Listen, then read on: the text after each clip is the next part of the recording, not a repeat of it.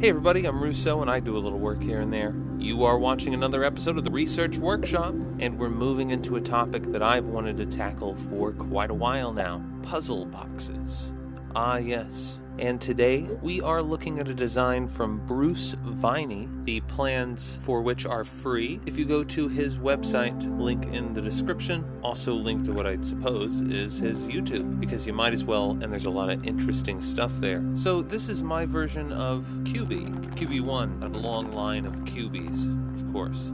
5 of the sides feature chevron patterns, each in one of 4 colors, and the last side seems to have some sort of equation on it. Using some amount of intellect, we can tell how to open the box, and there's something in there. So the way I have it set up, you can either do process of elimination, or you can just look at the chevrons and the colors. So this is sort of a CMYK thing, blue, red, yellow, black. We can ignore the letters. That's sort of a cryptic thing for later, but I will say it stands for a couple of things. But yeah, you go around in that order. There are 2 that are black, and it does not matter which order you do those in. You could do them at the same time.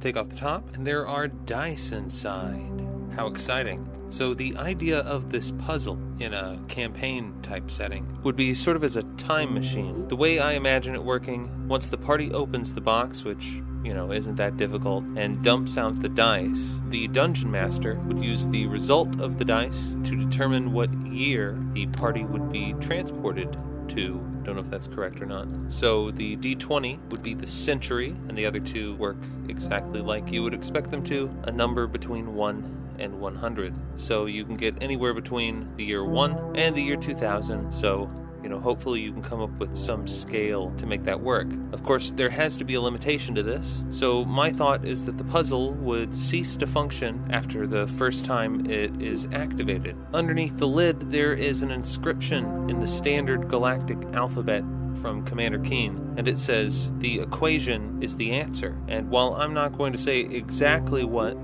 this whole 3D over E thing means, we'll say that E is energy.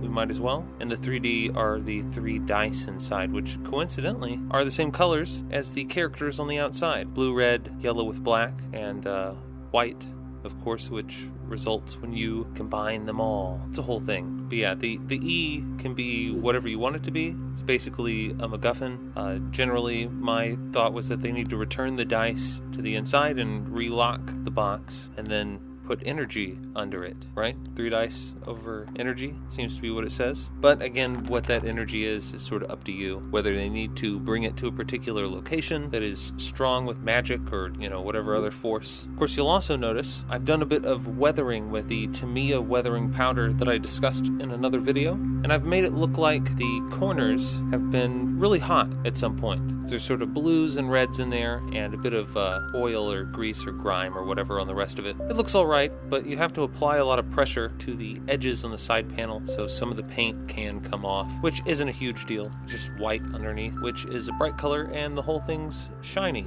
So, it is what it is. The last point I will make about this is in regards to the plans, and that will be to say that some of the plans on Bruce's site are what you would call T plans, and this one is not a T plan, but all of the materials are stated to be, an 1/8 of an inch thick, and my materials are not 1/8 of an inch thick. It's 12 layers of cardstock for each piece. I finished that in the same way I finish all my other pieces. You can watch the other videos for that. And then I used Folk Art silver paint. This one's pretty beat up, and it's kind of a weird paint. I should have painted the whole thing gray first, but I didn't want to add a lot of thickness to the faces of the pieces because it was already kind of a tight fit to begin with. So yeah, that's it. Pretty cool, right? If you want to make your own, you can go to Bruce's site, link again in the description, download the plans, and make your own. You don't have to use cardstock like I did. I know that's kind of a labor-intensive endeavor from most people's perspectives, but maybe you know somebody with a laser cutter, and you could do this out of plywood or plastic or just whatever. And I know there are places that sell kits, so that's always an option. Use a story hook if you want. If not, hey, it's just a neat box thing. Anyway, until next time, you've been watching the Research Workshop on Russo Works, and I am Russo, out.